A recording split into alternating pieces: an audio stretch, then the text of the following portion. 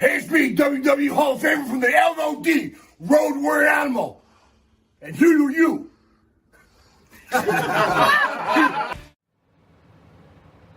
Yeah, I gotta do this when? Now? I'm watching a match. What is now? Now is... Oh, now. Yeah. Thanks. Hey, this is the Pharaoh from Monte The Pharaoh. I just want to say thank you to our subscribers as we now have hit the 10,000 plateau. Thank you to all our subscribers out there. But I'm going to ask our subscribers to take the next step for us and become a full-fledged YouTube Monte The Pharaoh member. Yes, that's right, folks. You can check it out. We've got 3 different levels.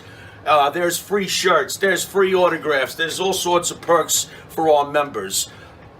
There is nothing more we enjoy than giving you this program. And to do that, we need your support, and we appreciate your support. This is Jimmy Pharaoh, and don't forget to check out Monte The Pharaoh every Thursday from Indie Music TV and on Cablevision here locally in New York.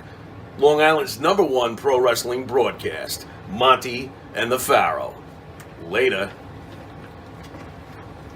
Is that good enough for you? Can I finish this? Lesnar's killing him. I'm pissed.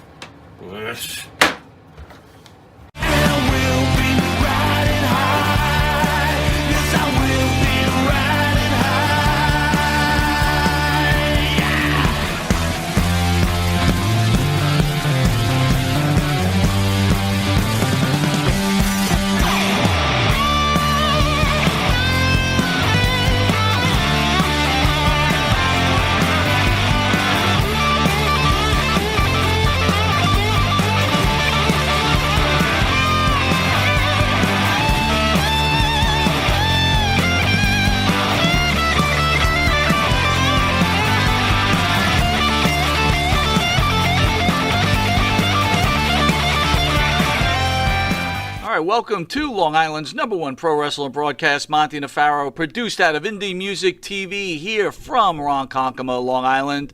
At the board is the now famous Matthew Ice. Matty Ice, how are you, pal? I am doing superb. Another great job last week. Thank you very much. And always glad to see you manning the helm of this ship. It's always a pleasure. When did he become so dignified with Matthew Ice, by the way? I thought he was Matty Ice. Yeah, on the outro, Matthew? we're going to have to change it to Matthew Ice. Why Matthew? I like Matty. All right, we got a fan poll. We're getting ready to happen. Matthew or Matty? Let's find out. What do you say, Matty? I'm a fan of Matty personally. You see? You Really? with your Matthew Michael. Yeah. Matthew's Matthew's like what happens if my mom's calling me in like a very bad way. Yeah. Matthew, how many times have I told you clean up your room? Clean up your room, Sounds Matthew. like Axl Rose. If anyone didn't know it, that is the start of the show, Mr. Jimmy Pharaoh. Jimmy, how are you? Oh, I'm superb, I think. Was that your word, Matt? Yeah, I'm superb. How are you? Well, what's not superb is what? President Biden vows to hunt down those responsible for the attacks that happened today. President Joe Biden vowed that to continue evacuation of Afghanistan after explosion killed 12 U.S. service members and said the U.S. will retaliate against those responsible for the bombings. To those who carried out this attack, as well as anyone who wishes America harm, know this: we will not forgive, we will not forget, we will hunt you down and make you pay, Biden said in a Thursday address from the White House. The two explosions outside the airport killed 12 U.S. service members, and the Associated Press said at least 60 Afghans died. Biden said U.S. intelligence had determined that the militants from ISIS, an affiliate of the Islamic State of Afghanistan, were as likely behind these blasts. Soft. Fancy words don't fool me. Soft. You see, when you create a vacuum, which is what they did, the vacuum must be filled. And the vacuum has been filled by, as I said last week, and I'm not budging on this, legalized murderers. Okay? The way they think is the complete polar opposite to what American values are. There is no true freedom with extreme. There's no true freedom. You cannot be a homosexual. You cannot be of another religion than what they tell you. You cannot do, think, shit, piss, fart, or do anything outside of their box. And trust me, their box is very small. It's a very small box to live inside of. You asked for this. You pulled out. You just left so many people. After a 20-year investment, Mike, am I right about that? You are right about that. Okay, you just left helpless people who've been fighting against this monstrosity for decades. You just left them. You left them with the clothes on their back, their pets, and if they were lucky, a few things to eat. I mean, what are you doing? What are you doing? And then you wonder why they felt the liberty to do what they did with the attack. And I got to be honest, you can like or dislike the previous man in the White House. I don't think anyone would have the balls because they know what would happen. And this is not an endorsement politically because I can't stand any of them. I'm just making that clear, okay? But there are certain characteristics, and don't get me wrong, I don't want our leader to be, a vicious, unreasonable man, but there are times when you do have to be nasty with other countries because most other countries do not think along the freedom lines that this country we are so blessed to be in think. It's rough, man. I'm upset about it. I don't think it's a cool thing. I think it's going to lead to more problems. You don't turn your back on legalized murderers. I don't care where they're from. You deal with them. You don't wait for the infection to spread. You wouldn't treat your own body that way. How do you treat fellow humans that way? How do you treat borderlines that way where it doesn't matter? You look the other way. And that's the problem with sometimes, within our own country, we don't realize how lucky we are. These things going on, just because it's not happening in our backyard, it's going on. It should matter. You want another what happened before World War II, where people were being rounded up and French fried? I mean, at what point do you stop the bullshit? That's my take, bro. So it's interesting enough, we had drawn up the script for today's show, and by the way, Mr. John Cena will be in studio, yes, or not sir. in studio, or on studio, or yes, over sir. He'll VMix be with right us. after commercial break. He'll but be with us. Yes, sir. Both Pharaoh and myself, we're huge animal lovers. Yep. I have dogs. I Yep. love dogs. Pharaoh has cats at home. Pharaoh's Egyptian. He loves cats. We were going to talk about before these problems happened today. Okay. So kind of puts it to the side, but Okay. it still needs to be mentioned. Shoot. Big problem in Afghanistan was we had a lot of people over there taking care of all these abandoned animals, which the Taliban was actually going into houses and cutting the snouts off of dogs and trying to kill all the animals that were in that country. What was the purpose of them doing this? So Because they wouldn't be can't smell, scented or tracked They down? can't be scented, they can't be tracked. Right. And the abuse of animals that were going on in this country. And now it's turned on into this. And, there's a bunch of rescue groups Nothing's out sacred. there that are, Nothing. I'm really speechless at this point because what you said really just covers everything that's going on. And Women, children, and you know what? Men, I mean, there's plenty of men right now who fought physically against this sort of thing for the last 2 decades that are trying to protect their wives, that are trying to protect their pets, that are trying. Man, how could. I don't like the odds. I don't like it at all. And now you have threatening words for them? They thought you were soft, so they did what they did because they think you're soft, And as far as those fancy words you spit out, I got 2 words for our president, who I do want to do well. Show me.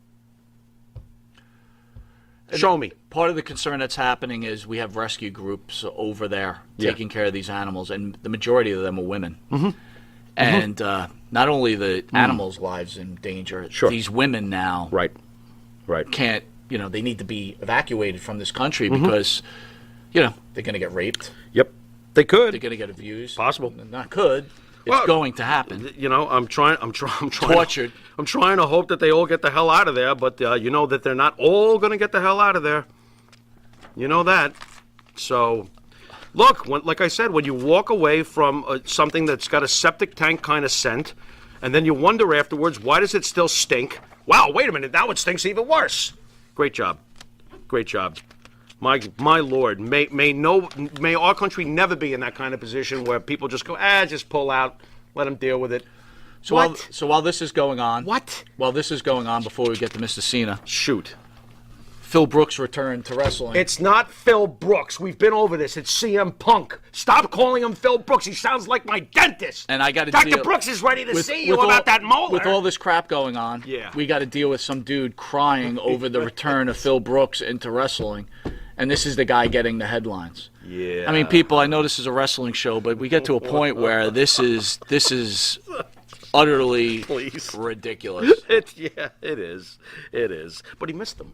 He missed him. Why can't you just let the guy miss CM Punk on an emotionally polarizing moment? I mean, you know, the way that guy's going to be like seen forever. It's going to torture you. And here he is again. With that. CM Punk.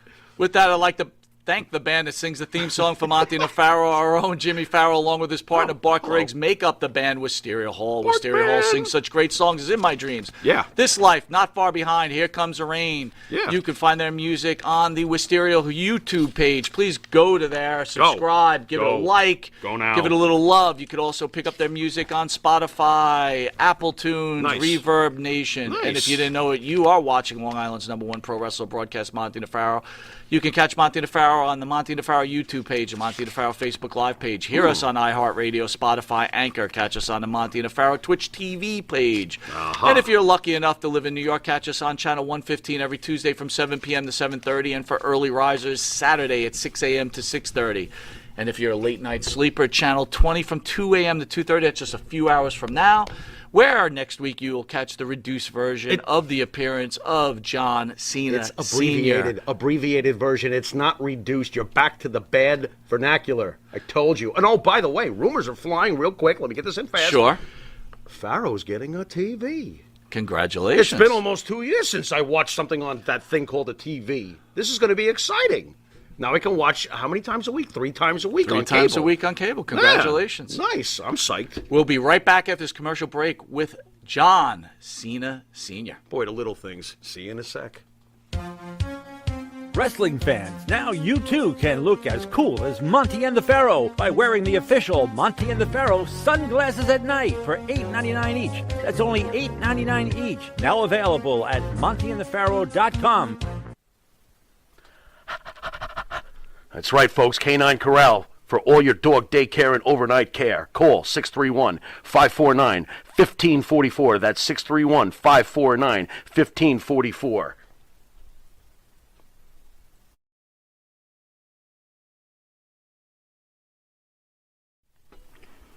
Elm Logistics for all your logistic needs. Call 631-299-3595. That's 631-299-3595.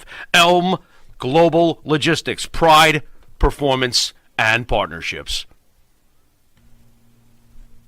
All right, welcome back to Long Island's #1 pro wrestler broadcast, Monte The Pharaoh, produced here out of Indie Music TV in Long Island, New York.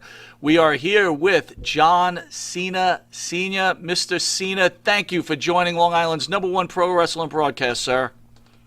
Well, thank you for allowing me to come on. It's a pleasure. I've been looking forward to this. And so have we. It's an honor, and thank you so much. Same here, my friends. Mr. Cena, I got to say, first of all, what a gentleman you are. To say that it's impressive that you have come on the show is really not saying it at all. You are the greatest sport I have probably ever come across. So thank you very much for coming on. Thank you. You're welcome, my friend, and thank you again. So, John, we lost 12 Marines and 1 Navy serviceman today in the airport of an act of terrorism. We'd like to hear your thoughts about this situation. Well, I guess I feel the same way as the Pharaoh does. You know, there reaches a point where you just can't say bye. The evacuation should have been handled a lot better, a lot better. I mean, I'm just a regular guy, and my thought would be, why not leave my troops there? Why not take out all my armor, my bullets, my guns, get all my people and the Afghans to safety, and then only then, remove my troops. Unfortunately, it was done, if I may, ass backwards. And now, as the Pharaoh said, the price is about to be paid. And I don't care what anybody says. We're going to hunt down, we're going to get you, we're going to do this. It's only the beginning. Only the beginning. And let's hope that it doesn't get any further than where it's at. But I fear for the worst. John, I got to tell you, just my general thoughts about human nature. What worries me the most about the situation that's been developing and has been going on for decades, let's face it, it just keeps threatening to get worse and worse. Human nature is that when a man has a toy, and yeah, just like a boy has a toy, I'm referring to thermonuclear weapons and the things that could turn all of us green and make us lose our skin layers. Is it just the pessimistic? Is it wrong for me to say that I believe that human nature, a man must play with his toys? I'm so worried that one day one of these lunatics over there is going to push a button. Why is it not beyond the realm of possibility? Do people truly realize here in America, because we do live well and safe for the most part here in America, are we clueless? Because I sometimes feel we are. I don't think we're clueless. I think what you're saying, and I'll just use my own words, Sure. is that, nobody is going to be foolish enough to push a button. Because if the button is pushed, unfortunately, it's the world that's annihilated. So not only the person that pushes that button will destroy themselves and the world, it will be the end of this world as we know it. I think what you're dealing with now is human nature. You have those individuals who are saying, we're going to make it good here. The Taliban's have promised this. Look at ISIS, Al-Qaeda, they are not. They want nothing to do with this. They have only just begun. Only just begun. Human nature is human nature. If you have a dog and it keeps biting, you say, well, today it's not going to bite. And it doesn't bite for a couple of days. But then when it comes back, it rips your arm off. Unfortunately, nobody's looking at that. Unfortunately, nobody's looking at China. The biggest, I think, Rudyard Kipling once said, beware the sleeping tiger. And now you've got Russia, China looking at the Afghanistan Taliban's. I still, for the life of me, sit here and I say to myself, how could you take a country that fast? It's impossible. It's impossible. So, and I think we did a good job training those people, but I don't think we stood by them to help them finish the job. We should have stayed and finished the job. Unfortunately, now we've got American lives at stake. We have Afghanistan people at stake, women, children, animals. It's just not right. All of a sudden, those people who are saying, Russia was saying this might not be the worst thing. Well, take another look, Mr. Putin. Take another look through those rosy glasses, because it is a bad thing. You said you don't want terrorists on your borders. Well, look what you have. How will we control this? The control has to be total unification. All countries have to come together. Do you feel that Afghanistan is even capable of being a finished job? We're talking about a country where Russia went to war with Afghanistan directly, I think, for 8 years. Then we had 20 years of American involvement. I would tend to think after almost 30 years worth of military against this country and they're still not fixed, can the job ever be done in Afghanistan? I think the job can be done, but I think in order to get the job done, it's like a carpenter building a house.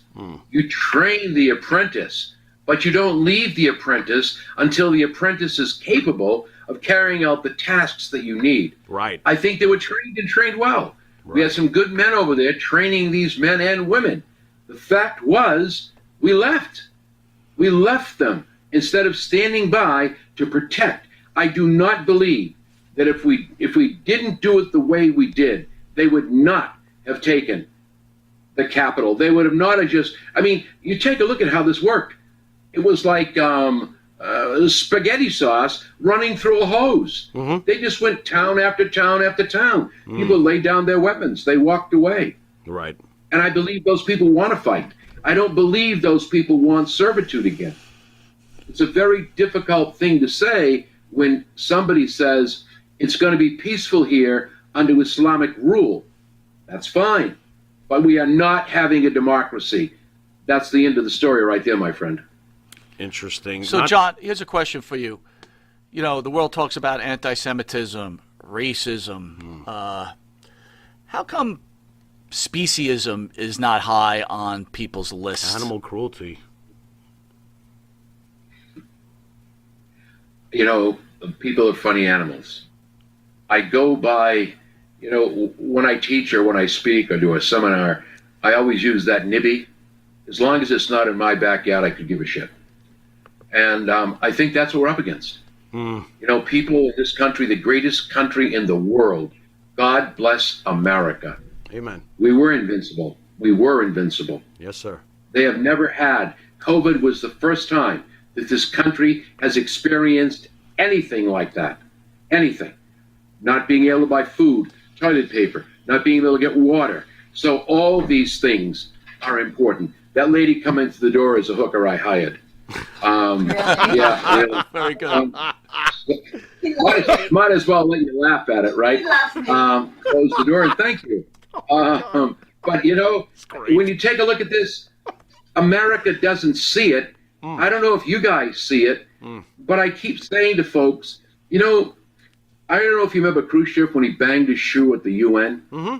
And the comment he made after that was, let's not worry about the United States because the United States will destroy itself from within. Ooh. If you look at what's happening today, Yeah. and you look at the Roman Empire, there's a pretty good analogy right there. I see a parallel. You know, we're fighting for the wrong things. We're not fighting together. If you're not united, you're divided. Yep. And if you're divided, you cannot win. Yep. You cannot win. Yep. We pick race, we pick color, we pick, you know, I'm Italian. I have a lot of, when I go back to look at my grandfather when he came over, how he was treated. I look at the Chinese. The American Indians were slaughtered. We gave them reservations and alcohol. Right. And now this country, the greatest country in the world, is saying, not in my backyard, I'm not going to worry about it. Right. And now they're fighting. They're actually fighting over masks. They're refusing to take vaccines. They're Sure. refusing to protect others. Sure.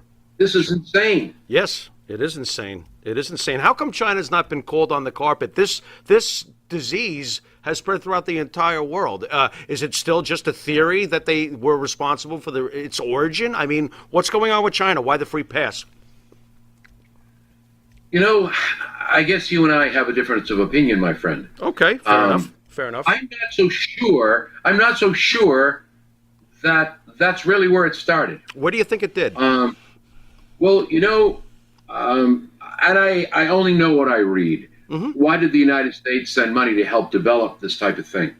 You know, when you look at the big picture, you have to ask yourself a question. Okay. We always need somebody to blame. And all I'm saying is this. Maybe they're 90% responsible. Maybe they're 95% responsible. But I believe there was another foot in the cement. Sure. It just couldn't get here that fast, that quick. And you know, I say this all the time. The greatest country in the world, the greatest scientists in the world, we couldn't find a vaccine to stop this. Right. We couldn't stop it.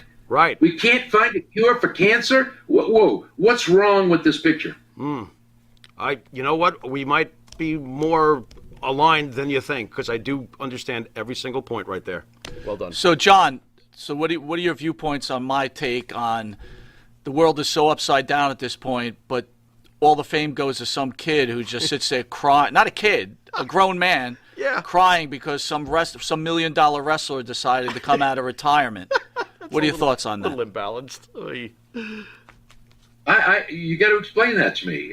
Well, what do you mean? CM Punk came back this week, and I'm a huge fan. I saw that. Yeah, I'm a huge fan, and Mike always busts my balls because he's not. But matter of fact, he's a huge John Cena fan, and I'm a huge CM Punk fan. So when Punk came back, and it's been 7 long years, they showed a fan, and he was crying, and I knew right away this fan was in big trouble with my grown partner. man.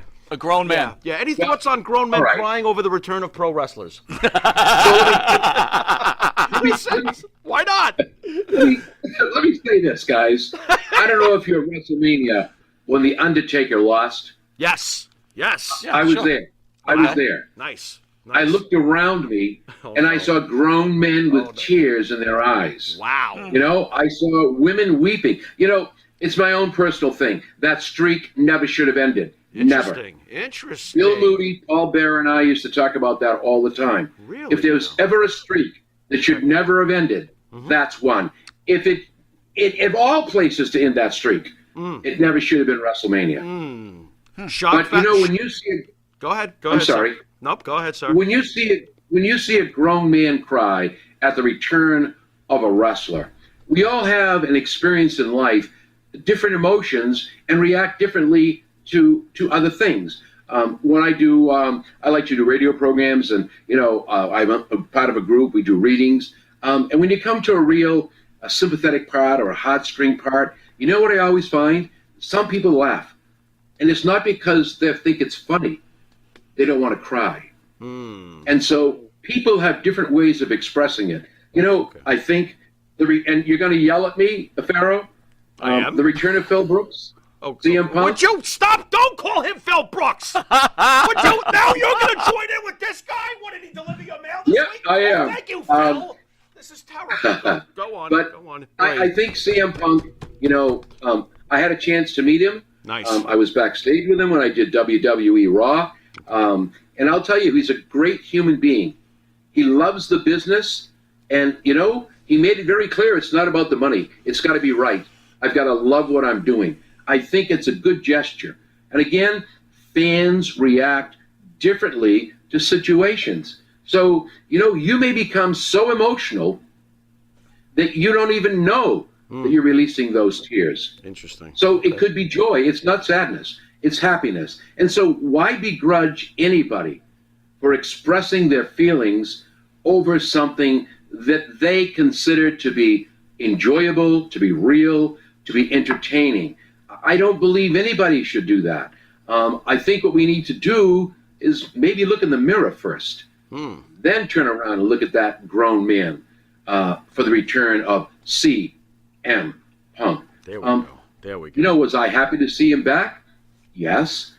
He did the same thing he did in WWE with the pipe bomb situation. Will he be a draw? That remains to be seen. Daniel Bryan's coming in. I hope and pray Bray Wyatt comes in.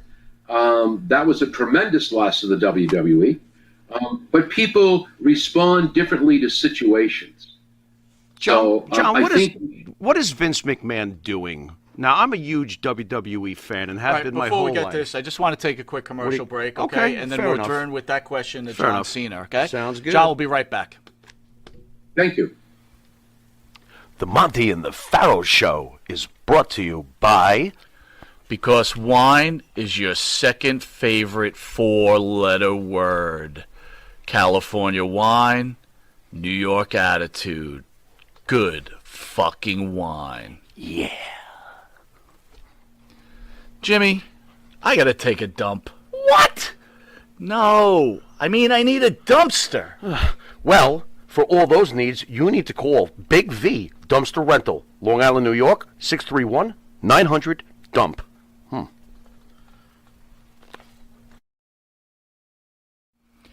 In the mood for a freshly roasted cup of coffee? www.offtherailscoffeeroasters.com.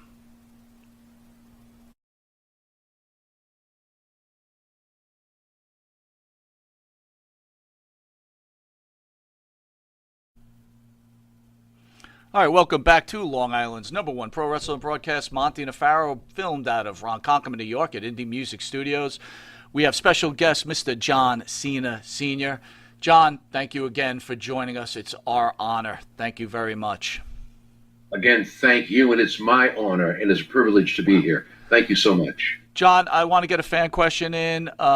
You don't have to answer it, but I will ask it. Ooh, fan question. I love fan questions. He wants to know, what do you think about your son apologizing to the Chinese? Oh. This is Patrick Rowe. Oh, man.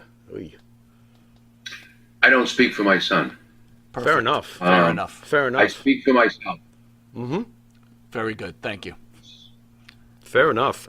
John, I got to ask you, getting back to Vince, what is Vince thinking lately with Bray Wyatt being gone and Daniel Bryan being gone and now CM Punk, the missed opportunity to bring him back to Vince's company with all the history and the bad blood and how they could have played off it with reality and they could have blurred the lines and it would have been amazing.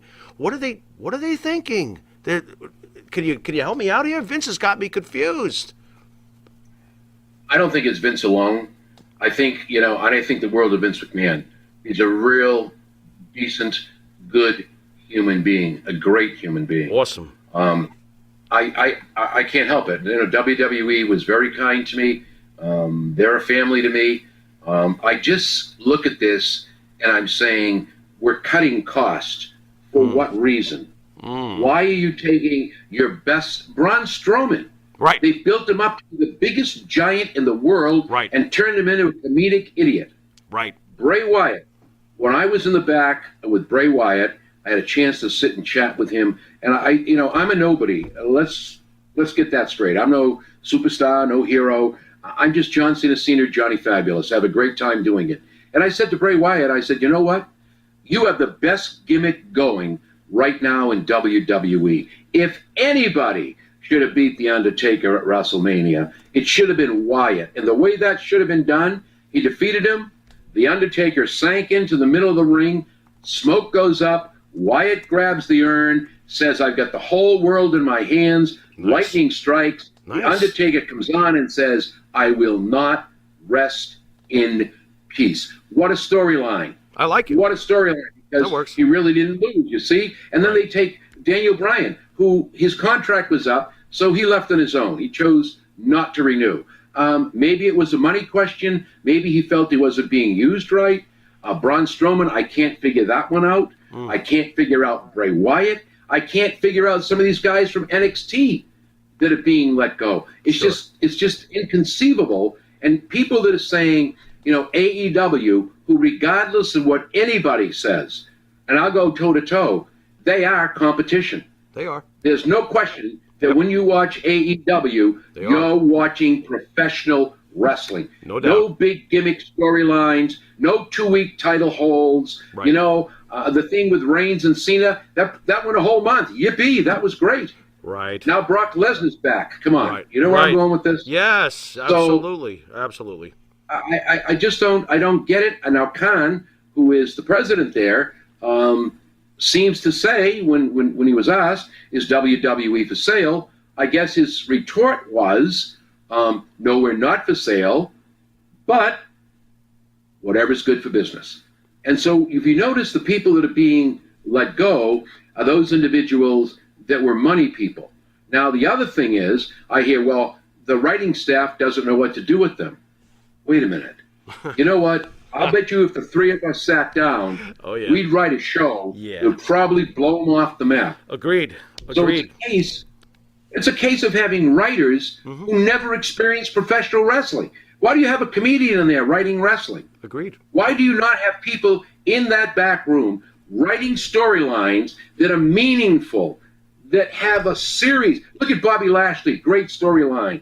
Roman Reigns, who I was not a fan of, but they did the right thing. They turned him heel and gave him one of the best mouthpieces in the world, Paul Heyman. See how it's working? But who's he going to face now? Right. Brock Lesnar all over again? Right. No, I'm sorry. Right. John, Jay I don't know where they're going. Jay Will asking, do you think Vince McMahon, like the president, has lost his fastball? Shouldn't he be ceremonial at this point? Oh.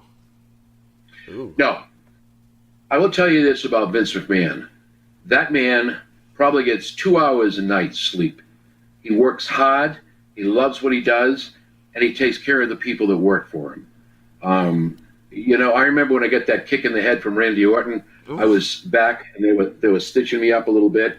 And I remember Vince standing at the door with his jacket in his hand, with his head down, just looking at me going, and now I'm going to make you chuckle.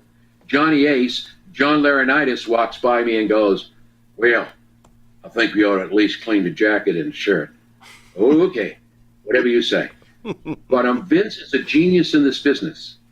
I think what's happening is now, when you cook or I make wine. You can see my wine gimmicks in the back. I make beer. I make it myself because if I put too many fingers in the pie, it never works. Oh, yeah. And so now you've got ideas coming in from the writers, Paul Levesque, Stephanie McMahon, Vince McMahon. I'm sure Shane O'Mac's there. And you know, Vince, he has reached a point in life where he's become very, very successful. He will always love that product. I joke once in a while. I say, you know, when Vince goes home, when he passes away, they'll probably have to take the cell phone out of his pocket because he'll find a way to answer it. He's just that dedicated to this business. So I don't think Vince McMahon should take a back seat. I think it's wrong for people to blame Vince McMahon for what they see. It's only the circle. And you know, sometimes you get overridden. Even though, I will tell you this, having been there, having worked there, what he says goes. But that doesn't mean he's not open. That doesn't mean he won't listen. So I think you're wrong to say it's Vince's fault. Right. I think there's a lot of situations that need to be addressed there. John, your son's done so much for the fans with his Make-A-Wish charity. You know, he's a legend. But as a father, what did you do to instill that kind of a humanity and empathy in him? I have 5 sons. Okay. All 5 of my sons are champions. I raised my boys the way I was raised. I come from an Italian family. We grew up with love, we grew up with caring, and we grew up helping others, working to make sure others had what we didn't have. You know, my mother and father both worked. I'm not trying to put anybody saying, oh, poor Mr. Cena. No, had a great life. I really did. But, you know, it was a lot different. And so I tried to instill in my boys that value that was instilled in me. You know, we heard a neighbor couldn't buy food. We brought them food. We heard a neighbor was in the hospital. We went to visit. I feel very, very upset. I received an email on Thursday. It was from a friend of mine for a 15-year-old boy, a children's hospital. John, obviously, you're not going to get him. So I offered to go in and bring some memorabilia and, you know, talk to the young man. I received a text on Friday that said, we don't know if that's going to happen. I got a text on Saturday morning that he was on morphine. I got a text on Saturday night that he died. You know, when you look at that kind of thing, anybody who's anybody that cares, if you don't reach out and you won't help. And John, my son, you know, his heart is so big. I've heard all kinds of things, you know, say what you want about him. Say what you want. All my young sons, they're all the same. And the Make-A-Wish is near and dear to his heart. And I think that's a way that we give back.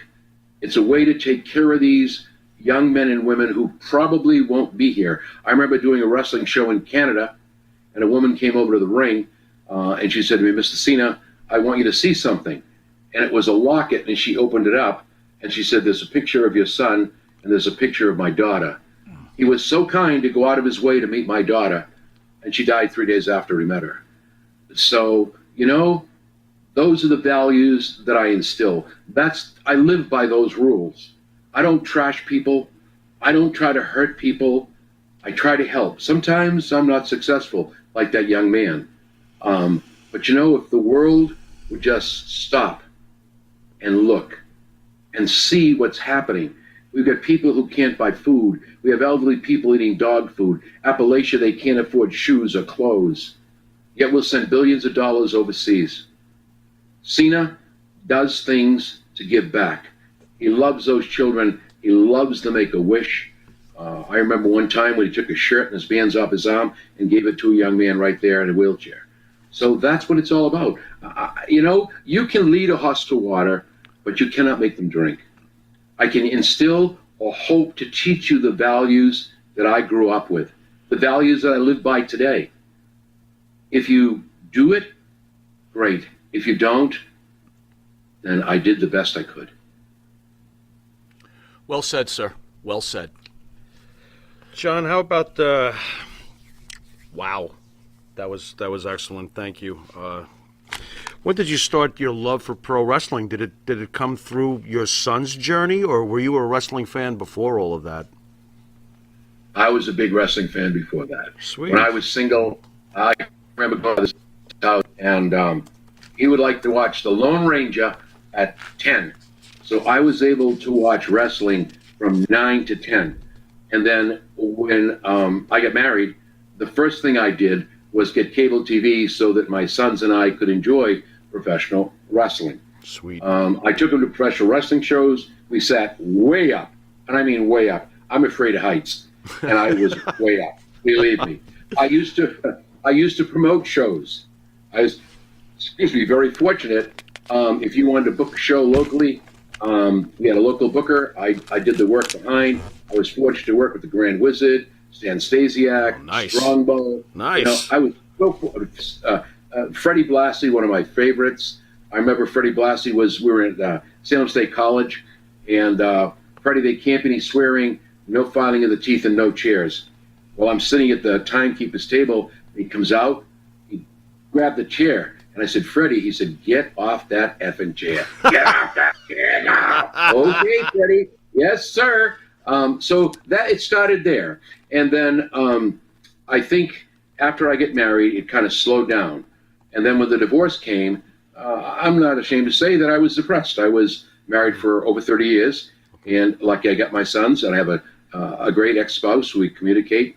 But Okay. I didn't know what to do with myself. John had enough of me, I guess, so he says, and went to California. He told me that he went there to work at Gold's Gym. He slept in his car. He ate protein bars and worked out in the gym. He lucked out. Somebody saw him from UPW. He went to the wrestling school. I called him 2 years later. I'm second generation now. Called him 2 years later and said, they're looking for a ring announcer at Star Wars Wrestling, and the promoter at that time was Knuckles Nelson.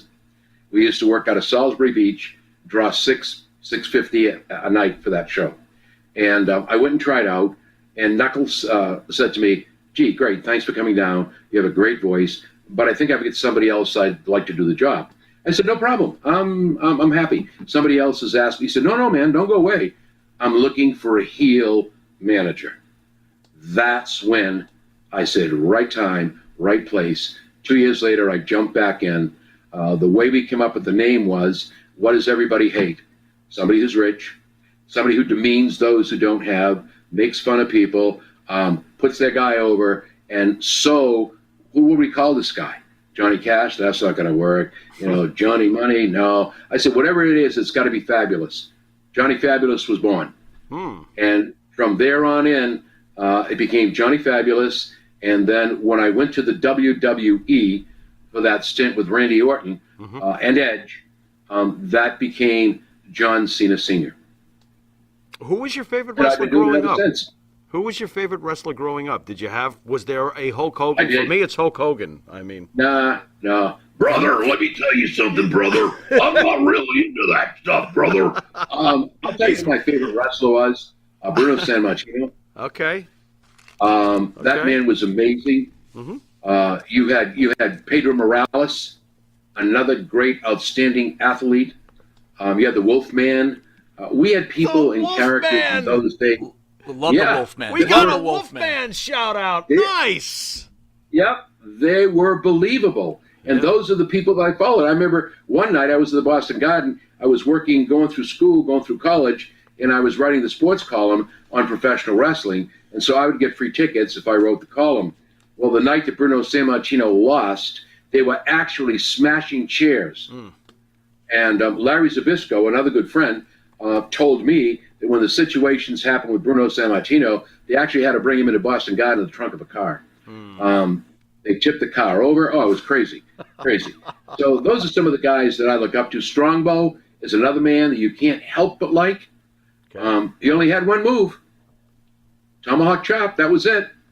Haystacks Calhoun. Those are some of the people that I enjoyed. Does Johnny Fabulous like any heels? I'm hearing a lot of faces. Any heels for Johnny Fabulous there? Any what? Any bad guys? Did you root for any bad guys? I'm hearing a lot of good guys here. Did I like any bad guys? Yeah, heels. You know, like the Yeah, Greg, I did. the I Greg know. Valentines, the Magnificent Moroccos. Where's Roddy Piper? Anybody like that? I know what a heel is because Johnny Fabulous is a heel. Yeah. You know, I'm going to tell you something, Pharaoh, and it goes like this. I'm not going to hand you a hand and give you a kiss. I'm going to tell you this. It's quite the deal. You're looking at Fabo, son, and I'm a friggin' heel. So I'm going to tell you the guys that I like best. Sit back, son, and listen to the rest. Sitting back. So here it is. The guys that I like. Classy, Freddie Blassie. Nice. I did a lot of shows, God rest his soul, with Captain Lou Albano. Excellent. Often imitated, but never duplicated. Never. I could, I look at some of the guys out there. Stan Stasiak Ooh. with his heart punch. Some of those guys I enjoyed. I enjoyed watching them. They were believable. You didn't hate them. Sometimes you were sad they lost and the way they lost. A little side order of Spyros Arion, maybe. See, I'm always going for Spyros, being Greek and all, so I always throw him out there too. So, John, let me ask you. I worked with Greg Valentine. That's Pharaoh's favorite. That's my Valentine. all-time favorite, Greg Valentine. Let me tell you, he is a great, great person. Oh. Hello, Greg. The Dream Team. What'd you think about the Dream Team? Ooh. Was it really a dream? Oh, no. To me, they were.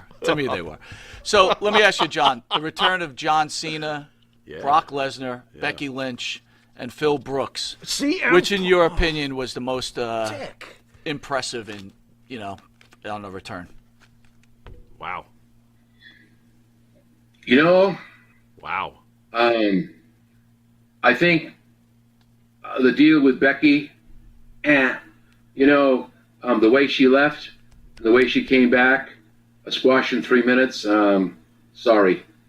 I'll tell you who impressed me was Edge. He has not lost it. No. The Brood, him and Rollins put on one hell of a match. I thought it would be the best match of the night. I agree. I was so impressed by that. Mm-hmm. And Adam Copeland, if I may use his name, is probably one of the best.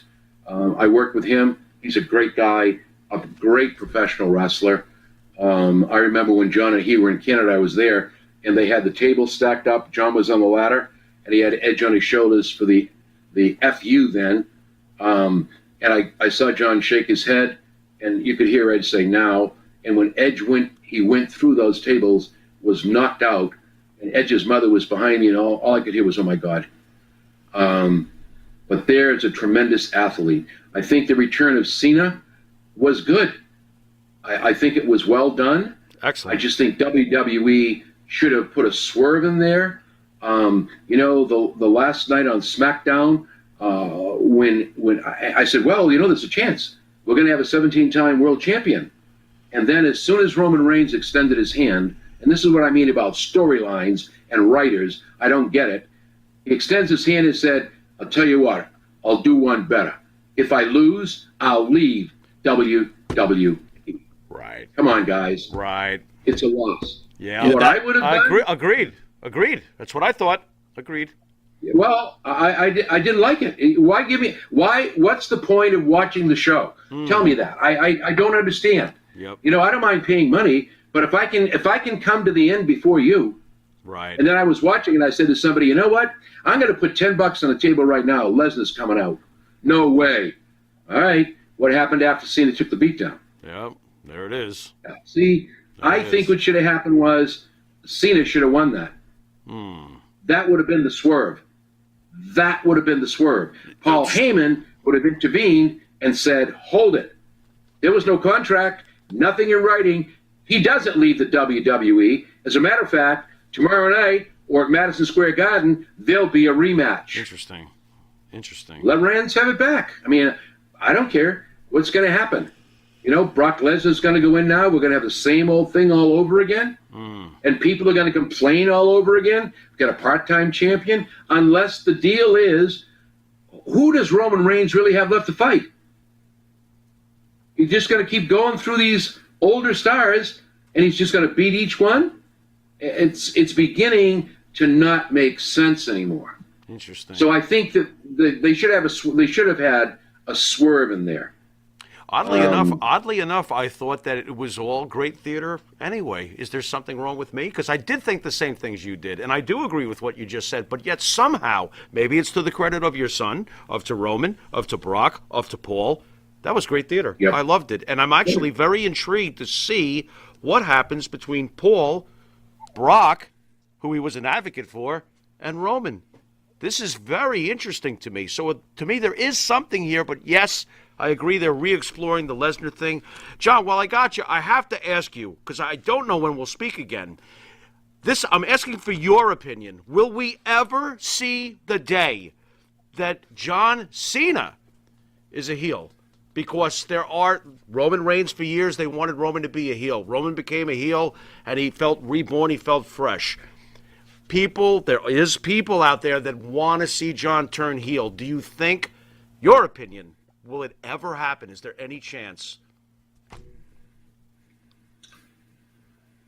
There was a point in time where Cena had all the gear ready for a heel turn. Really? And that never happened. Wow. In my personal opinion, and I'm like I say, I don't know any more than you do. Okay. I watch, I listen, and I try to analyze.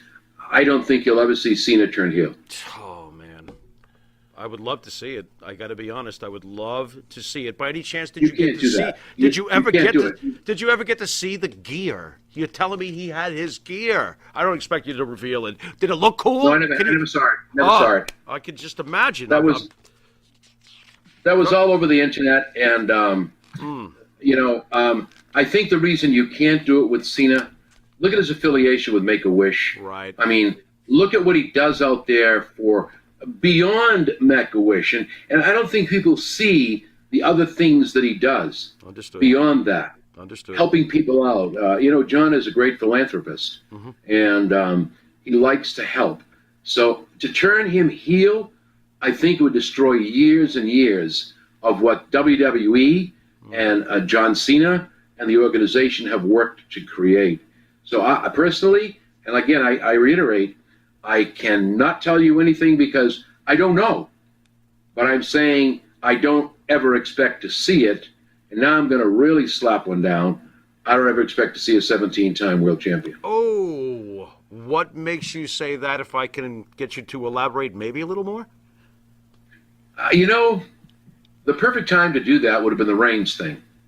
Now, he's gone. He'll be gone after Madison Square Garden. Where he goes, I don't know. I don't talk business with him. We don't talk wrestling. I try to stay away from that. So, if he does come back, in order for him to get that strap, it can't be a 30-day stint.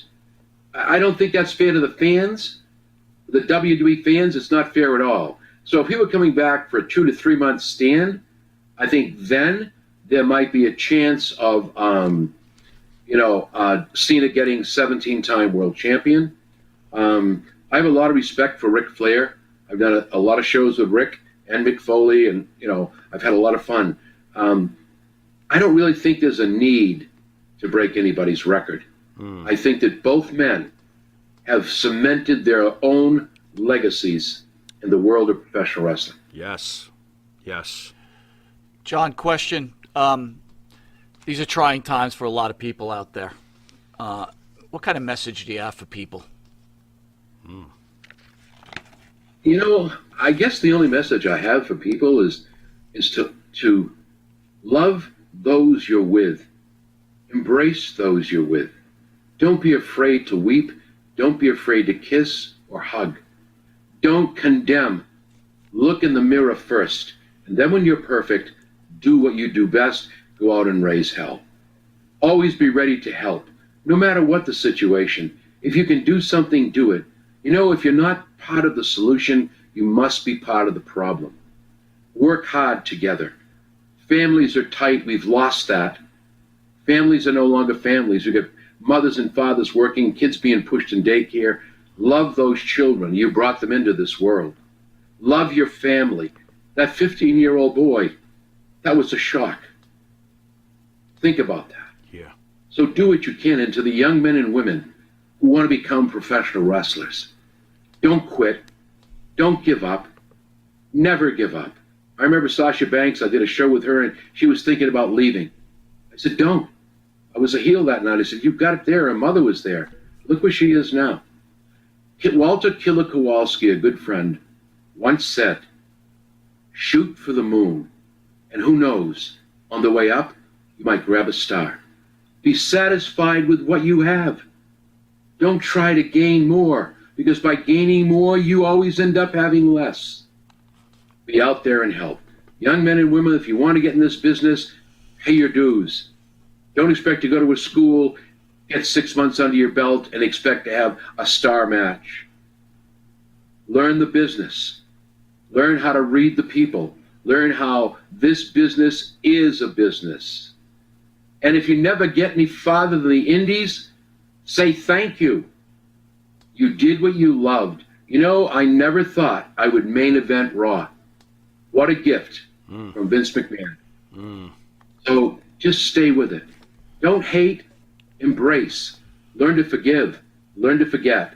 And most of all, hold your families close. Because when the chips are down, my friends, that's all you really got. Excellent. All right, John, I'm going to give you 2 opportunities here. So we did a show. I'm getting worried. That what do you mean? You heard, right? The most uninteresting man in wrestling. Oh, God. So now it's your opportunity to take a shot at us. Oh, great. Can I hold Here my you go. ears until he's done? Because he's going to Take a shot. Do what? He's going Take a shot at Monte the Pharaoh. Take a shot at us. I'm going to hold my ears. Go ahead, Mr. Cena. You know what, guys? We deserved it. Here's the deal. Here's the deal. You know what? Talking? You know how I smile all the time. I remember doing a show in Sturbridge. I was a heel. I came out with my guy. I told him that Sturbridge stunk. The porta potties on 128 smelled better than Sturbridge. And what happened to me? I got a beer thrown in my face and a woman's false teeth, and she said, "Get the fuck out of Sturbridge." Job well done. And then I had to be escorted in Lynn by the state police into to my car in the parking lot. They're afraid I'd be shot. You know what, guys? Words don't bother me. I've learned a long time ago to take it from whence it comes. The statement you made, I analyzed and look at it, and I say, you know what? These guys are having fun. If you meant it, I'm sure you would have taken it further. You would have gone a lot further. I have no reason at all to take a shot at Monte and the Pharaoh. Why would I do that? God, thank God. It doesn't make sense. Oh, my God. Boy. All right, well, then I got to challenge you with one other thing. What are you doing? What now? You're All right, pushing we it. have, we have something called the John Cena Sr. Challenge, where you have to say John Cena Sr. 5 times dude, fast. I if you can't- could get it, you'll win you'll win a Monte the Pharaoh free pair of sunglasses. Would you please? But You wanna if he take- pulls let's this take a off- shot. Can you do you it? actually say your name 5 times fast? 5 times. That's John not Cena fair. Sr. I have trouble saying it once. So what? John Cena Sr., John Cena Sr., John Cena Sr. You know what? I said it 5 times, brother. You did, now brother. I want the buck. You got You better send the sunglasses. John, on a serious note, I'm 50. What am I? 54 now. You're asking me. But anyway, it was your regardless, birth. I want to tell you in You're our. 50 you're what? Go ahead. I'm You're sorry. 54? I'm 54. And there's so much more. Oy. In our conversations, I want to tell you something, sir. In the short time I've been speaking with you, I'm not going to get into it, but you have taught me something. So I want to thank you for that. You know what that means. Nice. I greatly appreciate Nice. your conversation with me, and thank you. I thank you also. You know, I told you on the phone conversation, I like your show. 2 professionals, 2 men interested in the world of professional wrestling, presenting it as it should be presented. And you, my friend, should be commended for that, because there are a lot of other podcasts out there that just don't do that job. So congratulations, and I really, really want to thank you both for allowing me to come on your show. Hope I can do it again sometime. This has been our honor, sir, and thank you very much. One last thing. Go ahead. I would like to officially proclaim John Cena Sr. Yes. as the classiest man on the face of the earth. Look at that. Look at that. And I mean Unbelievable. that. I You know mean what? that. I'd like to extend an invitation to the both of you. If you're ever in this area, you look me up, and I don't know if you guys have ever been to the Kowloon restaurant in Saugus, Mass. That's my old stomping grounds. I go there all the time. We're not banned? We're not banned. I heard we were banned from this place. What he just Where? named. Kowloon? I thought we might be banned. I don't know. Go on, sir. Go I heard there was some poisoned duck for me over there. Well, Oh, God. you know, see, you know, I have a rule of thumb. Oy. My rule of thumb is that I try to pass it on to my sons. When you run into trouble and you think, you know, it's the worst thing that ever happens and you can't do shit about it, be like a duck in the rain. When it rains, what happens to the water on a duck's back? It rolls off. Yeah. That's right. Get a thick skin. When you're in this business, if you don't have a thick skin, you're out. I would really, if you gentlemen are up in this area, I would love you to be my guests at the Kowloon. It'd be my pleasure. And as I said to Monty and Pharaoh, ship me your address. I have my own private label soda, Fabo Pop. I'd like to send you some of that, and a couple of bottles of my hot sauce, and maybe I might sneak a couple of bottles of Fabo wine in there. That's fantastic. Let's Sir, do it. you have been an incredible guest. We're honored to have you on our show, and we just thank you very much for spending some time you, with us. sir. Thank you very much. Thank you, Mr. All right, Cena. thank you. Mr. John Cena Sr. Senior. Wow, unbelievable. Well, that was awesome. That was He is the classiest man fantastic. alive. He is the classiest. He's the classiest man alive. What on earth? So, thoughts? Blown away. Basically, super intelligent, so well thought out, just class. What am I going to say? I mean, you can really top it after that, and revealing and truthful and down to earth, and you know, just great, great. Home run. Real quick. Home freaking run. Yeah. Real quick. Yeah, a lot real of fans quick. out there were wondering why we didn't go into that whole Boston wrestling thing. Yeah. We were not going to drag John No. Cena Sr. into this mess. It's in fact, bad enough we turned it into a sitcom with that. in fact, I got to tell you, Actually, it was funny. after what I saw, I don't think you even saw it, but after what I saw You this know me with week, the internet, huh? I'm probably going to disassociate myself Yeah. with the whole situation. Oh, I don't blame you. It's it's gone overboard. Absolutely. Again, Yeah, I agree with that. I'll say this is that the reason this whole thing started was because we felt there was some mistreatment going on from what we were told and everything else went on. Yeah. If I would have had the foresight to know what kind of Low level you may be dwelling into through others' actions. Yeah. Mm-hmm. Yeah. yeah, Yeah. I mean, what I heard Yeah. Tuesday night Understood. was Septic tank appalling. material. Was appalling. Septic tank material. was I appalling. got you. I got you. And you know, if I could have again known that was going to go on, we would not even have done that show with Tony on Saturday, right? Right. Because I think the message was lost. It was basically Right. Tony saying, "Leave me alone, Dan. I want Right. to be left alone, Dan. I want to be left alone." That was the basic premise of so the anyway, whole thing. you know, Yes. if anyone thinks it's a work or whatever else, the point of the matter Right. is, Oh, boy. Dan, you win. You have officially won. We will not be doing battle with you anymore. In fact, I don't think we're going to cross. We're not going to say any more words about him. Go on with your life. When you step that low to humiliate people like Yeah, that, yeah. I'm not. It's. You I don't don't go. know what else You to don't say. go back and dip your sneaker into the pile of dog shit. So no, that's okay. You enjoy your own odor. And going back to John Cena Sr. Bye. Right, we did a show on it. It was funny. He thought it was funny. It was all good. It wasn't a work. I did not know John Cena Sr. You Right, didn't know John Cena right, Sr. We right. had a good time. Right. I will tell you personally, talking to this man on the phone, what a human being. Yeah. And He's a home what run. intelligence. You know what he is? He reminds me of the All-American Bob Backlund. I'm quite impressed. And anytime we talk about Backlund, you know what rarefied air that is. We've seen Roy plenty Camp, of people. you here. wrote, "You're talking what was said Tuesday as the truth. We don't know if it's the truth. His stepdaughter could be lying." Sir, in life, there's hearsay. There's a lot to be said. Sure. Here are the only facts that we know. Right. And I'm saying we know. Right. I only know what Mr. Atlas told me. Here is one fact that is true. Mr. Atlas wanted to be left alone. Very true. That is a fact. There's no faking in that. So we heard the stories from his stepdaughter. We've heard the stories from Marati. Yep. But we also heard that Tony Atlas just wanted to be left alone. Right.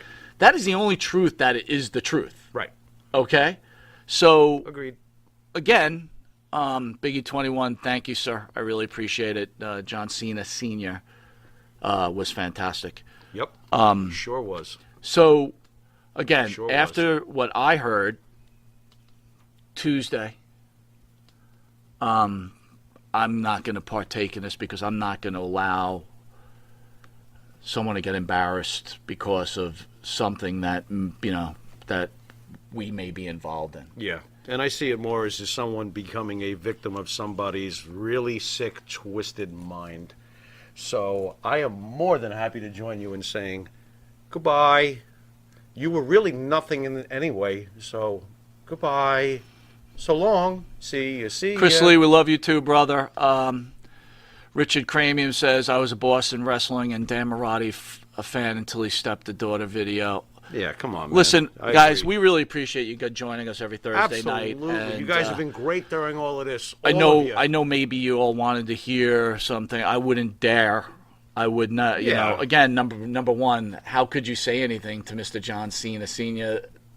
about anything? How about the fact that we love professional wrestling? Sure. We truly do respect it. We've never screwed around with any of our guests, and we've always treated them with the utmost respect. And John Cena Sr. made it impossible. Jimmy Fingers said, to I told you even guys wanna that be Mr. Senior a was a jerk class of act. any kind towards him because he's such a. I'm sorry, get that out again, No, brother. Jimmy Fingers said, I told you guys Mr. Cena was a class act. Absolutely.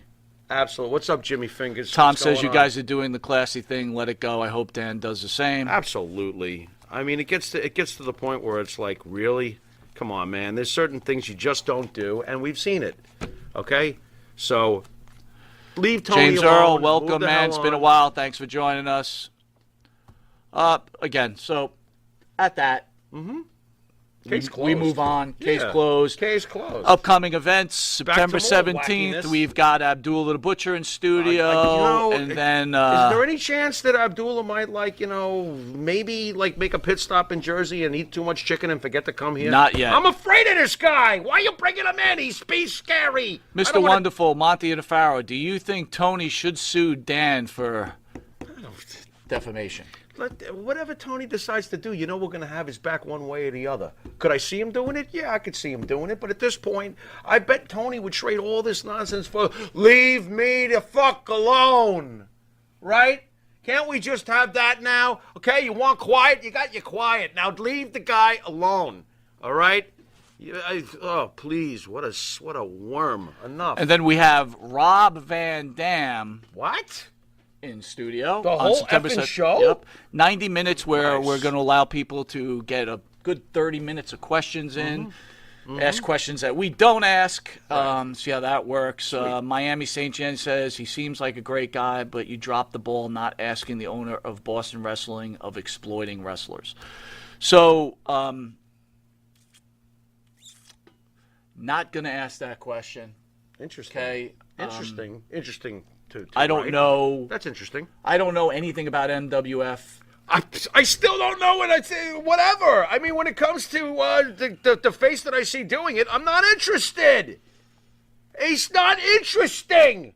Right. His beginning stinks. The whole thing. Whatever, bro. I'm just not interested. Anyway, great interview, You know? John Cena Sr. And again, I will say this last thing. Yeah. Consider, again, I only know about his son. I don't know about his other 4 sons, and I'm Sure. sure they're exactly the same. Sure. Well, But he if said they're all if champions. any, that works if for you me. have a son like John Cena, Yeah.